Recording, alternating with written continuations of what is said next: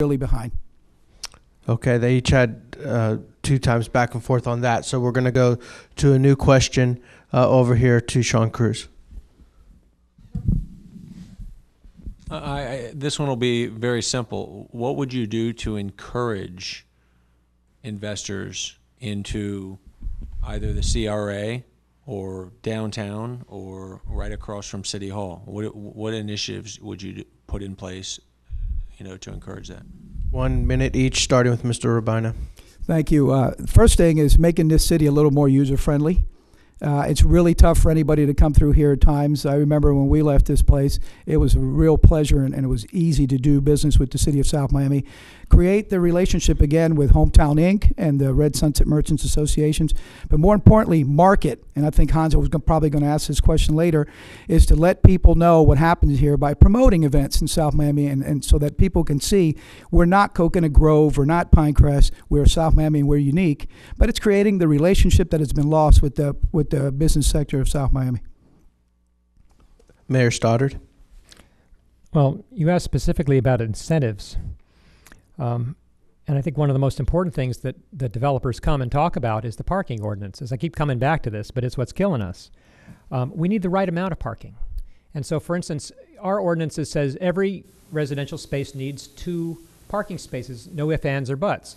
That's $30,000 that it's added onto the cost of a residential unit. If you have elderly, they have 1 car at most. People in Red Road Commons have 0.8 cars per unit. They don't need 2 slots. And so we're using up our land and we're running up the costs for the developers and the costs for the owners and renters by requiring the wrong amount of parking. That has to be studied and done correctly in order to promote the kind of development I think you're looking for and the residents are looking for in the city. Follow up, Mr. Cruz? No. Okay. New question from James Dundorf and the South Miami Neighbors Association. Sure. Neighbors has fought to keep taxes low by keeping the city government small, limited in its role and the number of employees. That's what we've petitioned for. How do you personally determine what the right size is for city government in terms of number of employees, in terms of budget, in terms of operations? And what would you do to keep it to that size? 1 minute to Mayor Stoddard. Well, in the last 2 years, we've reduced the size of government by 20% in terms of number of positions. And we've pushed it down about as hard as we can squeeze it at this point. It swole up over the past many years. It got up as high as 200. We've gotten it down now in the 130s. I just don't think at this point you're going to squeeze it any tighter without sacrificing services. And Mr. Robaina. That's an issue that's very simply solved. The people will tell you when the services are lacking or where the actually city's falling short. So your residents will tell you, but there's also a great opportunity to understand that it's great, as they say, to put away lots of money in reserves, but there's things that are they're lacking. There is maintenance that needs to be done in this city. Currently, the potholes, the maintenance of the trees downtown, the parks. Some of the parks are. There's one park, I think it's Van Smith Park, that is just unbelievable how badly that's being maintained. So there has to be a balance. But an answer to your question is normally, this is what I do. I like to listen to those that live in those areas. They'll tell us if we're short of bodies or what we need to do to improve the services. Because at the end of the day, all they really care about is the services that they receive from the city. We'll get the input from the residents and the merchants on where we need to increase or decrease if necessary. A 30-second question from the audience. How would you work with the county for the development of the Metro Rail property, and what do you think should be done? 30 seconds, Mr. Robaina. Excellent question. Thank you. Those are the questions that I think this community needs to know about. The TOD. People, we hear about they want to get people back on foot. They want to get people to ride their bicycles. We have a Metro Rail station. We have a TOD, Traffic-Oriented Development District. But then again, every time you try to smart growth it or development, whatever you want to call it, they want to stop it. Do we really want to get people out of their cars? Do we want to maximize this opportunity that we have, or is it just lip service? I think that we need to work on those particular areas, and we need to look at the resources, but the properties that we have within the city of South Miami. Who's they? Who wants to stop it? I call them my caves. And for those who don't know, we have a group here. We call them Citizens Against Virtually Everything. Okay. And these are people that will knock us every time we try to do anything, but they just don't want progress. They don't want development. And here is a Todd area just prime for infill to use Metrorail. And you know what? They don't want it. Nothing's happened there for 2 years. Mayor Stoddard, what would you propose to work with the county and develop the Metrorail property? Well, the Metrorail property is the perfect place for residential and mixed use. It would be great to have, I mean, it's a great site. And in fact, they had a proposal a couple of years ago, but they didn't get the tax credits. I'm hoping they're going to get them again because that's the key to making this work. But it's a great site for residential. It's a great site for mixed-use commercial.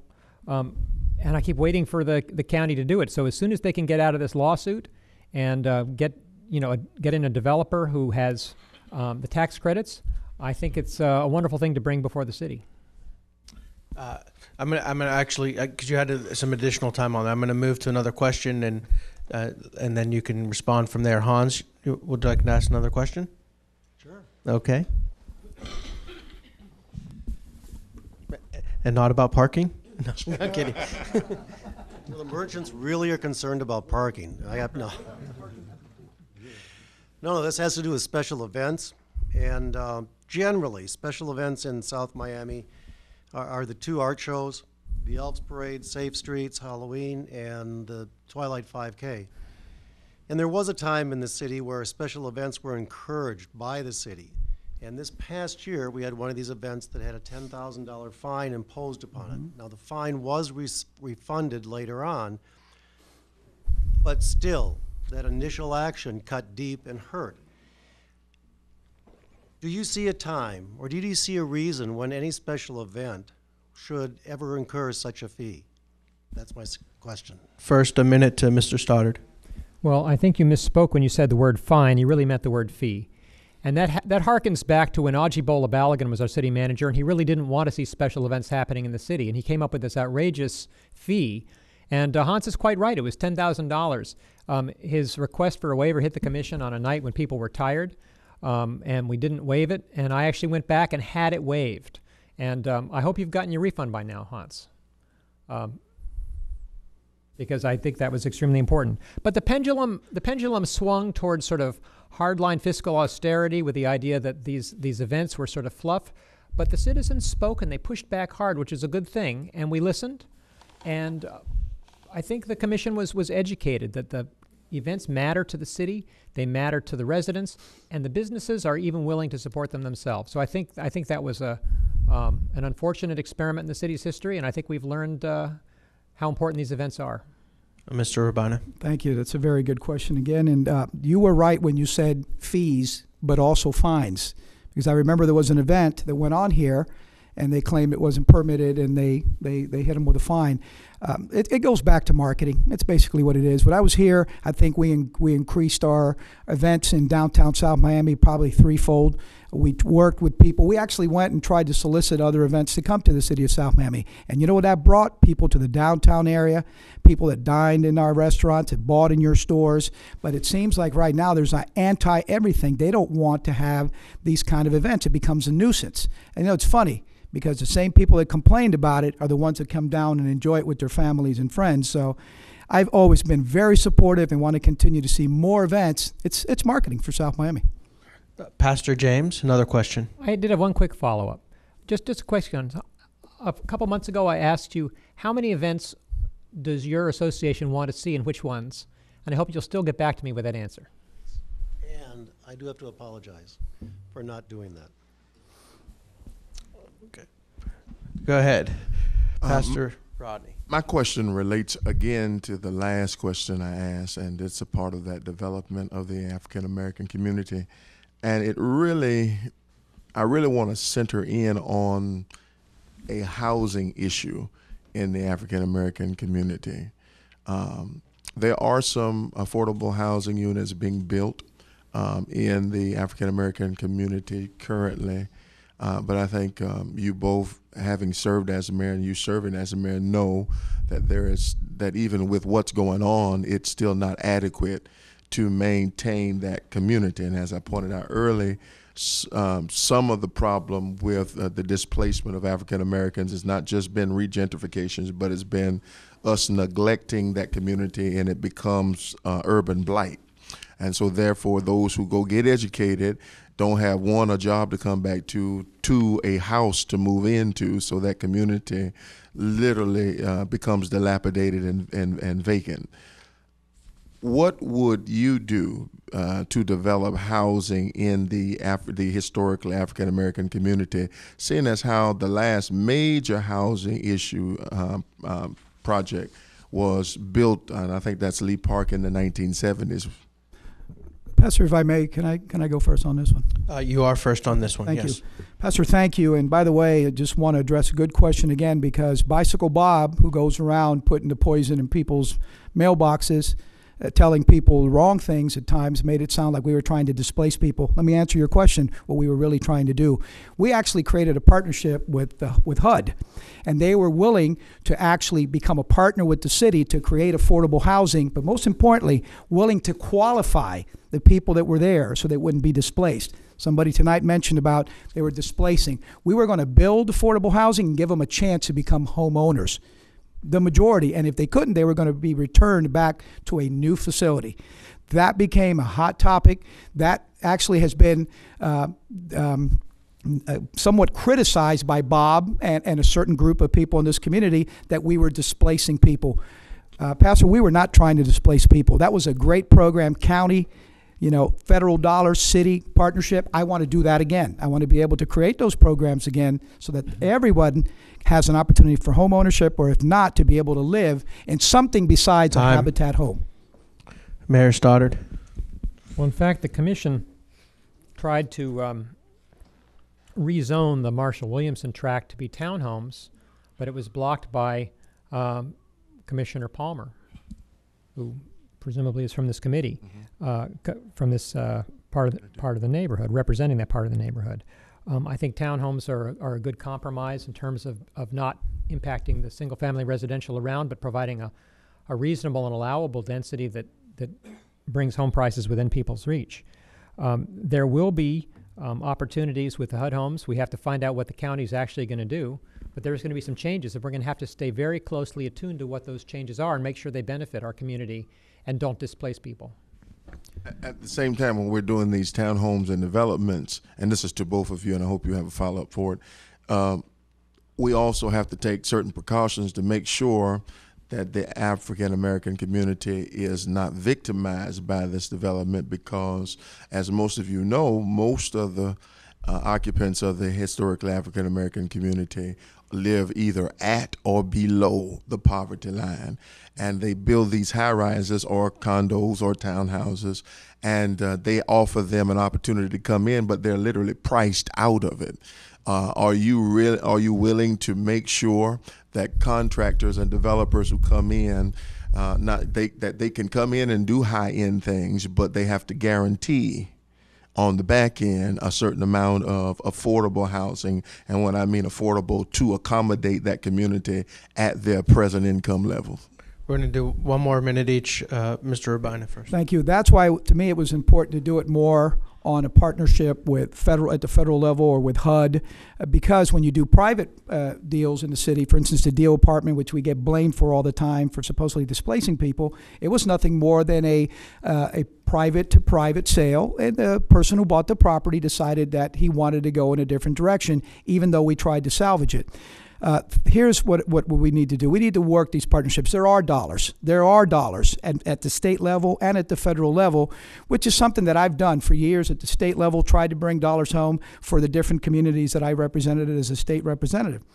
Also, the federal level, and here is, again, a group of elected body that's been here for 2 years and does nothing to travel to at the federal level, to go to the state level, to try to find dollars to make these partnerships happen with government. So it's a no-brainer. It can be done. It will be done. And it will protect, most of all, the people that live in our community. Now, will you require it? Because municipalities can require private developers to add housing, affordable housing. Very quickly. It's a mandate. I would make it a mandate that would have to be part of the deal if you're going to do business with the city of South Miami. Mayor Stoddard. Well, I think the past is the best predictor of the future. And I just ask you to look at Valencia, where affordable housing was promised, variances were given, and there's no affordable housing in Valencia. That's all. Thank you. I have another question from the audience, and then we're going to wrap up with our closing statements very soon. And the next question starts with Mayor Stoddard. Currently, there is little or no civility on the dais. What will you do to restore the civility and respect and set an example for the citizens of South Miami? Well, we have First Amendment rights, which are always a dicey issue in terms of being able to control what people say. You can't control what people say. You can ask people to be respectful. You can ask them to follow the rules. You can ask them to leave if they don't. As for the commissioners themselves, you can't ask the commissioners to leave if they're not civil. You can simply try to set a good example, and I've done that for the past 2 years.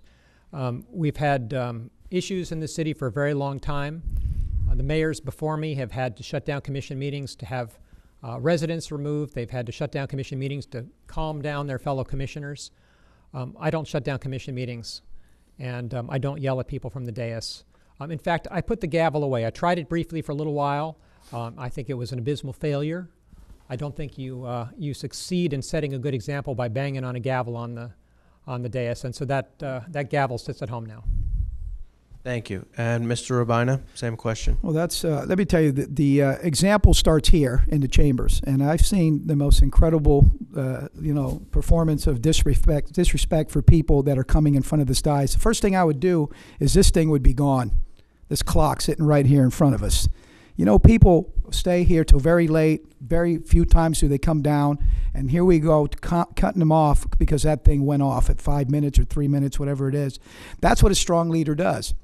And for years in Tallahassee, I handled the gavel, but I never had to hit it because people knew that I could control my other elected body. If they're going to jump out of place, you need to create what you call some type of a very, very civil environment. I've seen the outbreaks, the fights going on here. It's an embarrassment.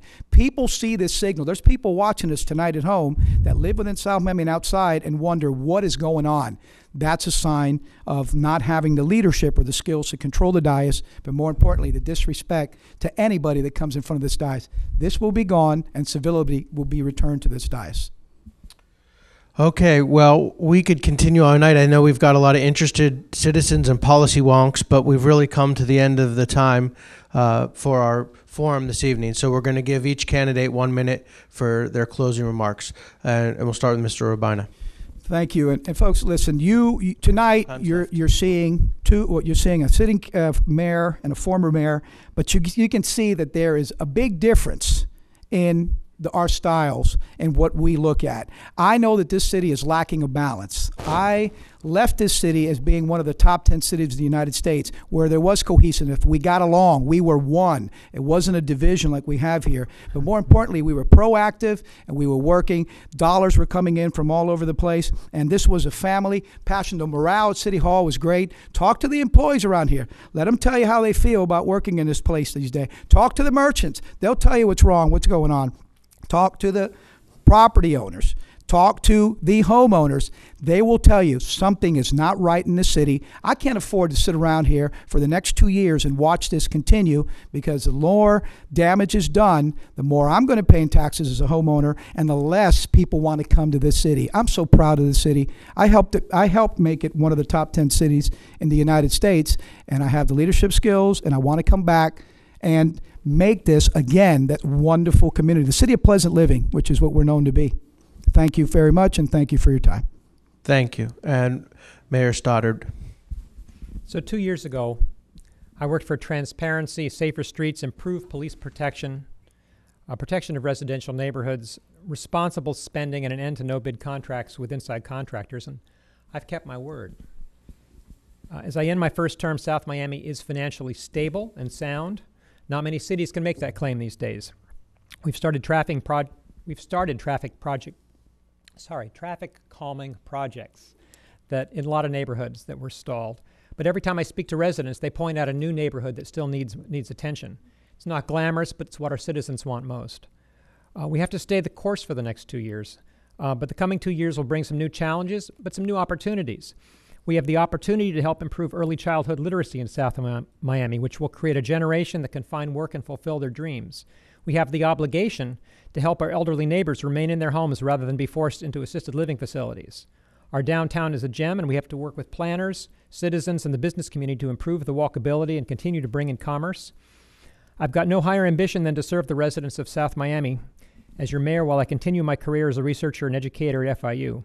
The past 2 years have been hard work, but I've kept my promises to you, and I've worked to retain your trust. Time. Thank you. Thank you. Thank you to both our candidates. Thank you for being a wonderful audience, very civil. Have a good evening. And don't forget to